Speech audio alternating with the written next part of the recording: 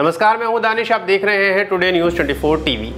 2014 में जब नरेंद्र मोदी को प्रधानमंत्री चुना गया था, तब से ही वो लगातार विदेश दौरे करते आए हैं और कई देशों के पीएम को उन्होंने अपने दोस्त भी बना लिए हैं। चाहे अमेरिका हो, ऑस्ट्रेलिया हो, रूस हो या फिर इजराइल, सभी देशों के प्रधानमंत्री से मोदी जी की अच्छी दोस्ती है।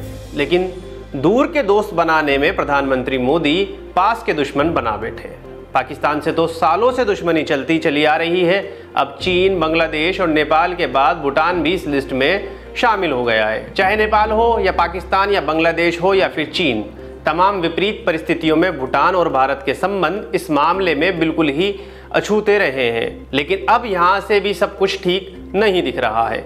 कुछ ही महीने पहले भूटान ने पर्यटक के तौर पर आने वाले भारतीयों से भी हर दिन 1000 रुपए से ज्यादा शुल्क लेने का फैसला किया था। अब असम के बक्सा जिले के किसान भूटान की ओर से पानी रोके जाने से परेशान हैं। कोरोना वायरस की वजह से भूटान सरकार ने देश के भीतर किसी बाहरी की एंट्री बैन कर दी है और भारतीय किसानों को भूटान से निकलने वाले नदियों के पानी का इस्तेमाल करने से रोक दिया है। बक्सा जिले के 26 से ज्यादा गाँवों के 6000 से ज्यादा किसान सिंचाई के इसी स्रोत यानी कि स्थानीय, जो इसे डोंग कहते हैं, उस पर निर्भर थे। 1953 के बाद से ही स्थानीय किसान अपने धानों के खेतों की सिंचाई भूटान से निकलने वाली नदियों के पानी से करते रहे हैं।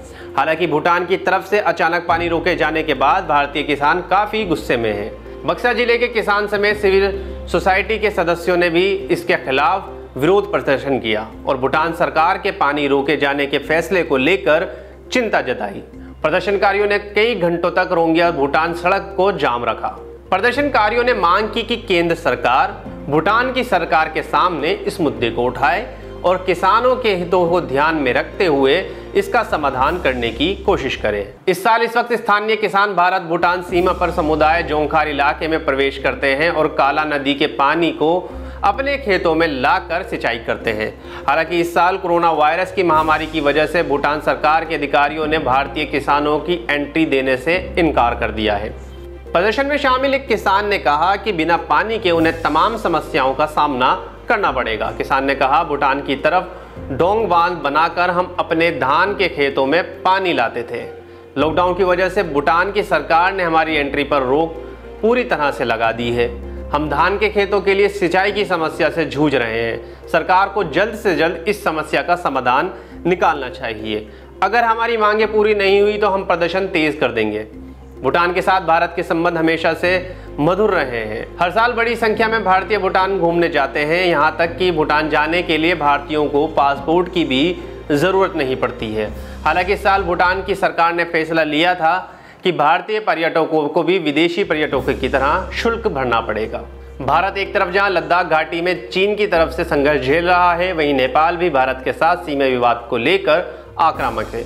भारत की आपत्तियों के बावजूद हाल ही में नेपाल ने नया नक्शा जारी किया और भारत के 3 इलाकों को इसमें शामिल कर दिया। नेपाल की सरकार ने एक और ऐसा फैसला किया है जिसमें भारतीयों के साथ रोटी बेटी के रिश्ते को नुकसान पहुंचेगा। नेपाल अपने नागरिकता कानून के तहत अब नेपाली पुरुष से शादी करने वाली किसी भी विदेशी महिला को 7 साल बाद नागरिकता प्रदान करेगा। दूसरी तरफ बांग्लादेश ने हाल ही में चीन के साथ एक समझौता किया है जिसके तहत चीन उसके निर्यात पर कोई शुल्क नहीं लेगा। भारत में चीन के इस कदम को बांग्लादेश को लुभाने की कोशिश के तौर पर देखा गया और कुछ रिपोर्ट में इसे चैरिटी भी कह दिया गया। इसे लेकर बांग्लादेश के विदेश मंत्री ने कड़ी प्रतिक्रिया दी थी और कहा था कि यह भारतीयों की संकीर्णीय मानसिकता का परिचक है। इससे पहले भारत की नागरिकता संशोधन कानून को लेकर भी बांग्लादेश ने कड़ा विरोध जताया था। तो जहां एक तरफ पाकिस्तान और चाइना भारत के लिए पहले से ही समस्या बने हुए थे, अब उसके बाद नेपाल और फिर भूटान का आ जाना एक और समस्या की ओर इशारा करता है। तो ऐसे में मोदी सरकार पर एक बार फिर से सवाल खड़ा हो गया है कि भारत के जो पड़ोसी देश हैं वो आखिर भारत से दूर